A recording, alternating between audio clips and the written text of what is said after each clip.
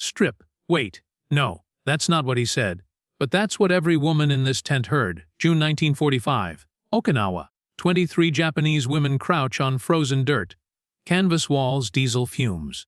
The American MP stands in the doorway holding a clipboard. Not a weapon. Cover yourself with leaves. Leaves. Not blankets. Not cloth. Leaves from the jungle floor like animals hiding in forests. Hapa. Where wakamanoka? Leaves. Only 47 Japanese women became Pelledoos in the entire Pacific War. This group is 23 of them, 2.7%. Each one was trained that death beats capture. Each one knows what armies do to women when they win. But Sergeant Miller's hands are shaking. Not from excitement. From something else. Something that makes zero sense right now. The tent flaps snap. Humid air sticks to skin like wet bandages. Rough leaves scatter across dirt where other prisoners dropped them. Steam hisses from medical equipment outside. Here's the thing nobody tells you about war. Sometimes the worst violence isn't what happens to your body. It's what happens to your understanding of the world. These women expected rape, torture, death. Instead, they got leaves and a medical exam. And somehow that's worse. Because it means everything they were taught, every warning, every propaganda film, every suicide drill, was a lie. Quick question. Comment below, what country are you watching from? I want to see how far this moment travels. Kiko stares at the leaves in her hands. Large jungle leaves, broad enough to cover. But covering with leaves means being treated like something that never learned civilization. The medic appears behind Miller. His clipboard drops. His pen falls from shaking fingers. He's not looking at them with lust. He's looking at them with horror. But not the horror they expected. Not the horror of seeing enemy women. The horror of seeing something else entirely. Something the medical examination is about to reveal. And what that examination reveals will rewrite everything these women believe about enemies. And about the people who wore the same uniform they once did. About the people who wore the same uniform they once did. Because the real monsters weren't holding the clipboard. The medic's pen scratches. Stops. Scratches again. His hand won't stay steady. Kiko's mind flashes back 3 months. The indoctrination barracks in Kyushu. Lieutenant Yamada's voice cutting through morning air like broken glass. America Jinwa on a Ookau. Kurosu. Soshite Wajarero. Americans rape women. Kill them. Then forget them. That's what they were taught. 100,000 Okinawan civilians chose suicide over capture. Mothers threw children off cliffs. Families detonated grenades in caves rather than let Americans touch them. The Senjinkan Code was clear: death before dishonor. Always. But Miller isn't touching them. He's maintaining 3 feet of distance. His eyes stay on his clipboard. Professional. Clinical. Respectful. Sweat stings Kiko's eyes. Her heart hammers against ribs she can count through her skin. Dirt grates under fingernails as she grips the ground. Where's the violence they promised? Where are the monsters? The medic kneels. Slowly. Hands visible. And speaks in broken Japanese. Anata o tasukuru tame naikoko ni masu. We are here to help you. Help. That word doesn't exist in the propaganda. Enemies don't help. Enemies take. Enemies destroy. Enemies do what Lieutenant Yamada described in horrifying detail during training. But this enemy is asking permission before approaching, using their language, keeping distance. Neis kanojo tachiwa watashi tachi o kurosanai no ka. Why aren't they killing us? Mishiko whispers it, the question haunting all of them. They've been captured for 6 hours, still breathing, still thinking, still existing in a world where the code says they should be dead. The medic opens his medical kit, not weapons. Bandages, antiseptic, IV equipment. Tools for healing, not harming. He reaches for Keiko's arm. She flinches.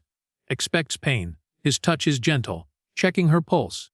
His fingers recoil slightly, not from disgust, but from shock at how thin her wrist is. Then he does something that makes absolutely no sense. He wraps a blood pressure cuff around her arm, and his face goes white. What the numbers show will shatter everything they thought they knew about who the real enemy was. About who the real enemy was. Because the numbers tell a story propaganda can erase. The medic's pen falls, clatters on the wooden clipboard. He stares at the blood pressure reading like it's written in a language he doesn't understand. 78 pounds. That's what the scale says when Keiko steps on it. The medic checks it twice. 3 times. Taps the dial. The number doesn't change. Average Japanese woman, her age 110-120 pounds. She's missing 40 pounds of human being. He moves to Mishiko, 74 pounds. Yuki. 81 pounds. Sachiko. 72 pounds. The pen scratches stop. His breathing gets sharp, rapid. Like he's the one suffocating. Watashitachi no Guntaiga Kor o Yata no Ka. Did our own military do this? That's what Keiko realizes as the medic's hands tremble while checking her arms for veins. Any veins. Veins that haven't collapsed from starvation. 89% show severe malnutrition. Not from battle. Not from the war. From systematic starvation by Japanese military discipline protocols. 15 need immediate IV intervention or they die. Tonight. Right here. In enemy hands after surviving their own people's training. The medic keeps flipping through his protocol manual. Pages rustling. Looking for procedures that don't exist. Because American military medical training never prepared him for POWs who were tortured by their own side. Infected wounds from bamboo switches. Bruises in perfect rectangular patterns. Rifle butt shapes. Burn marks from cigarettes used as motivation. During drills. Their own officers did this, while teaching them that Americans were the monsters. The IV needle slides into Keiko's arm. Glucose solution flows into veins that haven't seen real nutrition in 8 months. The relief hits immediately, and that's when the real horror begins. Because accepting this kindness means accepting that everything, every beating, every starvation meal, every propaganda lecture, was a lie told by people wearing the same uniform she once wore with pride. Canvas tent walls ripple in the breeze. The medic's typewriter will soon be clacking. Telegraph wires will carry messages. Korwa senso hanzai no shoko disu. This is evidence of war crimes, but not American war crimes, Japanese ones, against their own people. Documented in 47 pages of medical reports that will reach the highest levels of command. What happens next will force these women to choose between dying with honor and living with a truth that destroys everything they believed. Everything they believed. And some would rather die than face that truth. Keiko pushes the IV away. The needle clatters on the dirt floor. Glucose drips into earth instead of veins wasted. Life-saving fluid soaking into ground. No. Her voice cracks. No enemy help. The medic stares, blinks, looks at his translator like the words didn't compute. Teki no geo yukaratara, wadashitachi wa nani ni naru. If we accept enemy mercy, what do we become? 19 of 23 women refuse treatment. For 72 hours. Cultural programming proves stronger than the human survival instinct. Stronger than hunger. Stronger than the basic biological drive to exist. Here's what nobody tells you about brainwashing. It doesn't break when reality contradicts it. It breaks you instead. Untouched rice steams in metal bowls. Real food. Not the watery gruel they got in Japanese camps. Not the punishment meals of moldy grain. Actual rice with vegetables and protein. They don't touch it. Clean water sits in metal cups purified. No contamination. No rationing. No beatings for drinking too much. They don't drink it. Their stomachs cramp from hunger. Throats burn from thirst. Bodies scream for the nourishment sitting 3 feet away. But accepting it means everything they were taught was wrong. Every beating they endured was pointless. Every starvation meal was cruelty disguised as discipline. The medic tries explaining through the translator. Delousing prevents typhus. Typhus killed 300,000 in other war zones. The leaves provide privacy while maintaining medical necessity. Geneva Convention requires humane treatment. They listen. They understand the words. They still refuse, because in their world, enemy kindness doesn't exist. Mercy is a trap. Medical care is a prelude to something worse. The propaganda said so. Lieutenant Yamada said so. The Emperor's Code said so. 72 hours pass. The glucose AVs sit unused. Rice grows cold. Water turns stagnant. Then Yuki does something unthinkable. Her hand reaches for the IV needle, slowly shaking, like she's reaching for a loaded gun. "Kita, I want to live." 3 words, whispered, barely audible. 3 words that shatter 1,000 years of honor codes and change everything for the women watching her betray. Everything they were taught to believe. Everything they were taught to believe. Because survival sometimes requires betraying everything you thought you were. The IV needle slides into Yuki's arm. Glucose flows. Her body responds instantly. Color floods back into gray cheeks. Her breathing steadies. The constant starvation trembling begins to stop. The other women watch in horror and desperate hope. Kanojo wa Yurajidiru. She is betraying us. But also, Kanojo wa Kaitiru. She is alive. Within 6 hours, 18 more accept treatment. The survival instinct wins. The basic human drive to exist proves stronger than cultural programming that demanded they choose death over enemy mercy. The spoon clinks against metal bowl. That sound echoes through the tent like a gunshot. Yuki eating rice. Real food. Not punishment. Not rationed. Just given. Other women listen to that clink like it's the most beautiful sound they've ever heard. Warm broth touches tongues that forgot what real food tastes like. Relieved sighs escape. Shoulders that were locked in terror for 6 days finally relax. The medic smiles for the first time. His hands stop shaking as he monitors vital signs. Pulse rates stabilize. Blood pressure climbs from dangerous lows. Color returns to faces that were corpse gray, but one woman sits apart, Kaiko, still refusing. Still clutching her honor like a weapon. She's collecting the leaves she used for cover during the examination. Pressing them carefully between pages of a small notebook she somehow kept hidden through capture. Writing something on them. The other women are too focused on survival to notice. Too grateful for food and medicine to ask questions. But Kiko knows something they don't. Something that will haunt her for the rest of her life. Aikiru kodo wa shinu kodo yorimo muzukashi. Living is harder than dying. She accepts the IV. Finally. Not because she wants to live. Because she realizes someone needs to remember what really happened here.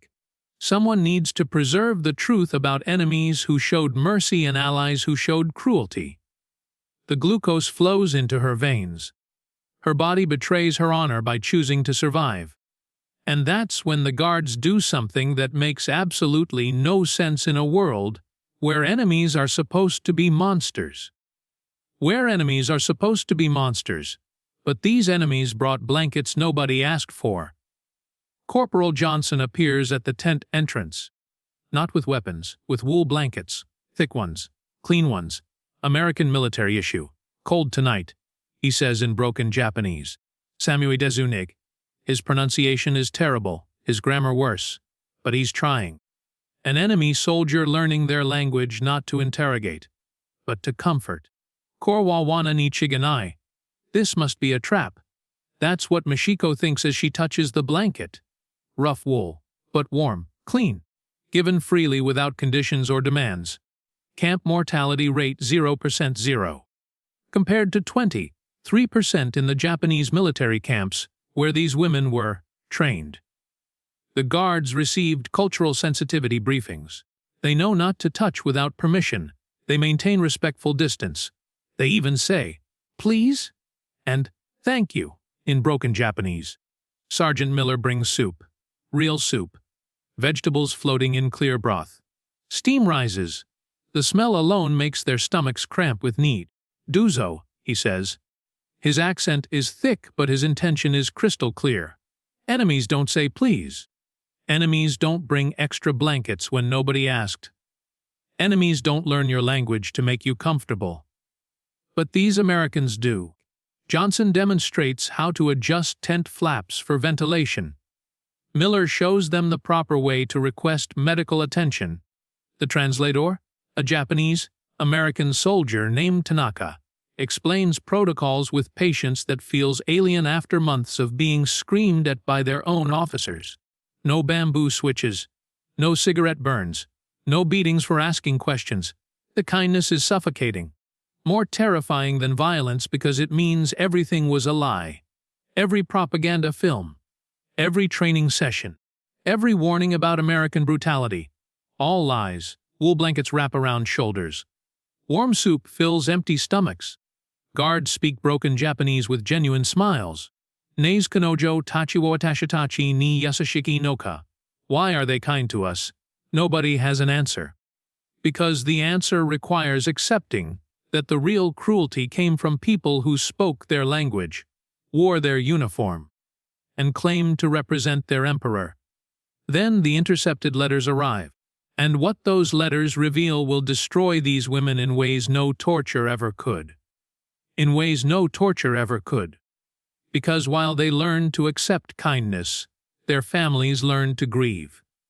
The manila folder arrives with captured Japanese communications. Tanaka, the translator, opens it. His face goes pale. His hands shake as he reads. Your daughter died heroically in service to the emperor. 840. 7 families received that letter. 840. 7 families told their daughters died in combat. 0 families informed their daughters were captured alive. 0 families told the truth. Kazoku wa watashitachi gashinda to omat iru. Our families think we're dead. A paper crackles as Tanaka reads the intercepted dispatches. His voice gets quieter with each one. In the distance, temple bells ring for memorial services being held for daughters who are sitting right here. Breathing, healing, alive. Kiko's mother received the official notification 3 weeks ago. Deed heroically. Brought honor to family name. Memorial service recommended. Her father built a shrine. Her younger brother leaves rice offerings every morning. Her grandmother burns incense and chants prayers for a soul that's still trapped in a living body. They're mourning, weeping, honoring her sacrifice, while she eats American soup and sleeps under American blankets. Machiko's family held a formal memorial. Invited the entire village. 300 people attended. They spoke of her courage, praised her for choosing death over capture, called her a model of Japanese honor. While she learned that enemies can be kinder than allies. The psychological cruelty is perfect, more devastating than any beating, because now they face an impossible choice. Return home and admit they chose survival over honor, destroying their family's proud grief and replacing it with shame, or stay dead to the people who love them most. Diu yet karu no? Kazoku ni nan tu no? How do we go home? What do we tell our families? Yuki whispers it. The question nobody wants to answer. How do you explain you chose life when death was the honorable option? How do you face parents who built shrines to daughters who were supposed to die fighting? But Kiko has been preparing for this moment, writing the truth where nobody can erase it, on the leaves that covered her body, in ink that comes from her own veins, because when you have no ink, you become the ink. Kiko sits in the tent corner.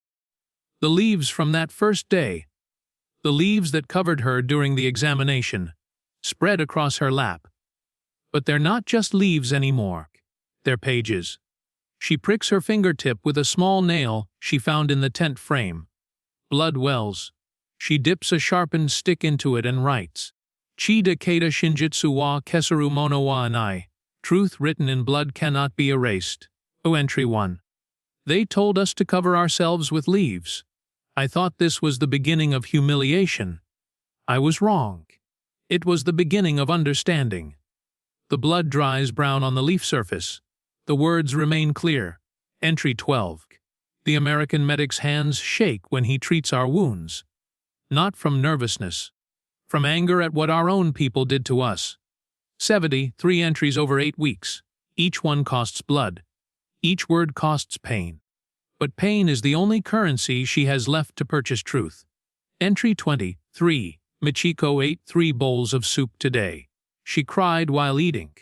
Not from sadness. From the taste of food given without conditions. The leaves crumble slightly as she presses them between notebook pages. Her fingertip stays raw from constant pricking. The nail leaves rust stains mixed with blood stains. Entry 34. I understand now. The leaves weren't meant to humiliate. There weren't enough medical gowns. They gave us what they could while maintaining our dignity. Even leaves can be kindness when given with respect. Each entry is a message to her family. An explanation for choices they'll never understand. An apology for surviving when honor demanded death. A testimony that enemies showed mercy while allies showed cruelty. Entry 47. The shame isn't in being naked. The shame is in being alive. But someone must live to remember what really happened here. Wind moves through tent flaps. Distant ocean waves crash against Okinawan shores. The sharpened stick scratches against leaf surfaces as she writes the final entry. The entry that will haunt anyone who reads it. The entry that reveals the deepest truth about survival and shame.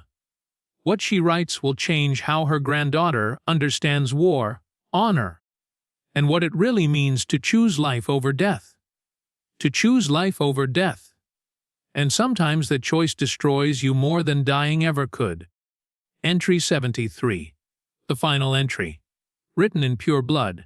No stick, just her fingertip pressed against leaf surface until the words appear. I am more ashamed of living than I ever was of being naked. Haji wa hadaka niaru no duanaku. Iketairu koto niaru. Shame isn't in being naked, it's in being alive. The words spread across 3 leaves. Her handwriting shakes from malnutrition, but remains determined.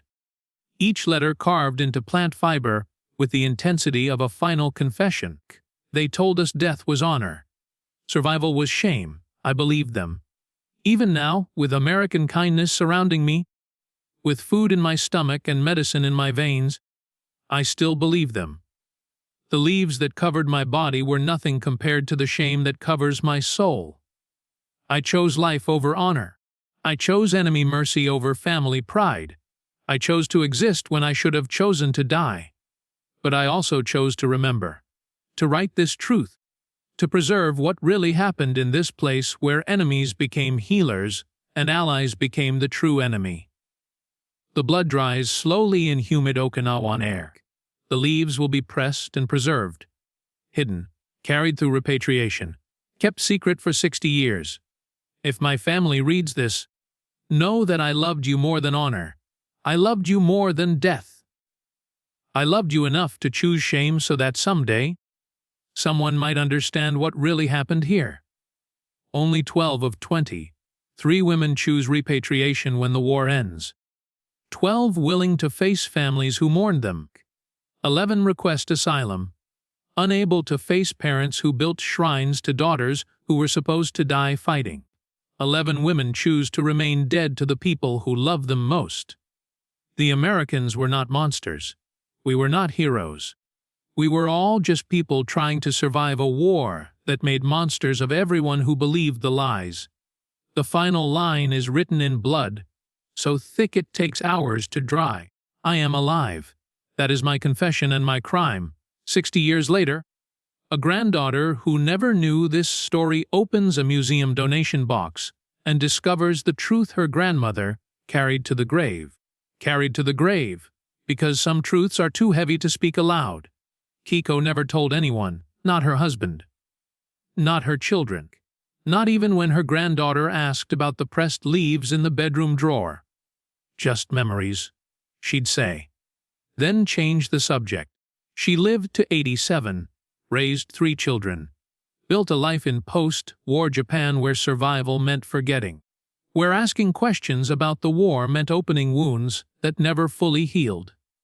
But she kept the leaves, pressed between pages of a notebook hidden in her dresser.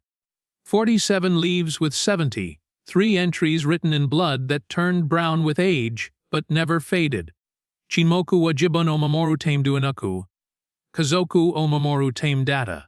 Silence wasn't to protect myself, it was to protect my family. Because what could she say? I was captured and the enemy showed me more kindness than my own military. That truth would have destroyed her family's carefully constructed narrative of honor and sacrifice. So she stayed silent. Let them believe she was a survivor of combat, not a survivor of realizing everything she'd been taught was a lie. She wept while eating soup sometimes. Her family thought it was trauma from the war. They were right. Just not the trauma they imagined. She flinched when people spoke of Japanese military honor. Her family thought it was survivors' guilt. They were right. Just not the guilt they imagined. She collected leaves from her garden and pressed them. Her family thought it was a harmless hobby. They had no idea each leaf was a reminder of the day she learned that shame and survival are sometimes the same thing. Then she died, August 2006, peacefully in her sleep. Her children cleaned out her room and found the notebook. They almost threw it away. Old leaves and illegible brown writing. Probably nothing important. But her granddaughter, Yuki, named after the woman who broke first and chose life, opened it. Saw the writing wasn't random. Saw the brown wasn't dirt. Saw the truth her grandmother carried for 60 years in silence. And made a decision that would change everything. A decision to donate the diary to Hiroshima Peace Memorial Museum. A decision to break the silence her grandmother kept. A decision that would finally give voice to 847 women who were told they died heroically when they actually survived shamefully. And sometimes the truth arrives 60 years too late. Hiroshima Peace Memorial Museum, 2007. The donation box arrives with no return address. Just a note, my grandmother's testimony. For the historical record, Yuki Tanaka, the granddaughter, watches as museum curator Takeshi Yamamoto carefully removes the pressed leaves. Aged paper smell fills the conservation room. Fluorescent lights hum overhead. He reads the first entry. Stops, reads it again. His hands begin to shake. This changes everything we thought we knew about female POWs. Sobo no hajiwa. Watashi no hokori ni nada. Grandmother's shame became my pride. The blood diary leads to a revelation that reshapes history. The museum contacts 847 families. Families who held memorial services for daughters who actually survived. Families who mourned deaths that never happened. 2 years of unnecessary grief based on military lies. The museum creates a special exhibition. The Leaves That Remember, Hidden Testimonies of Female POWs. The blood diary becomes the centerpiece. Visitors stand before the display case reading words written in human blood and finally understanding that survival sometimes requires more courage than death. Letters pour in. Other families. Other granddaughters. Other hidden stories of women who chose life and carried shame for decades. The exhibition travels to 12 countries. Historians rewrite sections about Japanese military treatment of their own personnel. The blood diary becomes primary source documentation for understanding psychological warfare and cultural conditioning. But more importantly, it becomes healing. Families learn their daughters weren't cowards. They were survivors who preserved truth when truth was dangerous. Who chose life when death would have been easier. Who carried shame so future generations might understand what really happened. Museum display case glass reflects fluorescent light. The pressed leaves remain in perfect condition. Conservation techniques keep the blood ink from fading further. The words stay as clear as the day they were written. Visitors stand in silence. Some leave in tears. All leave understanding that war creates impossible choices, and sometimes the bravest choice is the one that brings shame. We return to those 4 words that started everything. Cover yourself with leaves. But now they mean something completely different than anyone imagined on that humid June day in Okinawa. Because meaning changes when truth replaces propaganda. Cover yourself with leaves. 4 words. Medical protocol or cultural violation. Intent or impact. The leaves remember both truths. We return to that moment. The canvas tent. 23 women. The American medic with shaking hands. But now we understand why his hands shook. Not from anticipation of power. From shock at discovering systematic abuse by their own military. From rage at a system that called starvation discipline and torture training. The leaves weren't meant to humiliate. They were improvised modesty screens in a medical crisis where proper supplies didn't exist. Delousing prevented typhus outbreaks that killed 300,000 in other theaters. Cultural trauma lasted decades regardless of medical necessity. Zen demo kizu wa nokaru. Sono kizu ga rikishi ni naru. Even good intentions leave scars. Those scars become history. The American medics saved lives. The Japanese military destroyed them. But impact matters more than intent when you're the one carrying the shame for 60 years in silence. Kiko lived to 87. Kept the pressed leaves until death. Never spoke about them. Never explained why she sometimes cried while eating soup, or why she collected garden leaves and pressed them between pages. But she preserved the truth, in blood, in plant fiber, in words that refused to fade even when she refused to speak them. The dried leaf crumbles to dust between museum fingers. Visitors' breath steadies as they read her story. Silence settles over the exhibition hall as people understand that war creates no heroes, only survivors carrying impossible choices. Some carry the choice to die with honor. Others carry the choice to live with shame. Both choices require courage that propaganda never acknowledges. The leaves remember what happened in that tent. Medical necessity experienced as cultural violation. Life-saving treatment felt as soul-destroying humiliation. Kindness interpreted as cruelty because propaganda said enemies can't be kind. They remember because someone chose to preserve truth over comfort. Documentation over silence. To let future generations understand that good intentions and devastating impact can exist in the same moment. Cover yourself with leaves. 4 words that saved lives and destroyed souls simultaneously. In war, what matters more? What they meant to do, or what they made you feel? Comment below. Is dignity about intent or impact?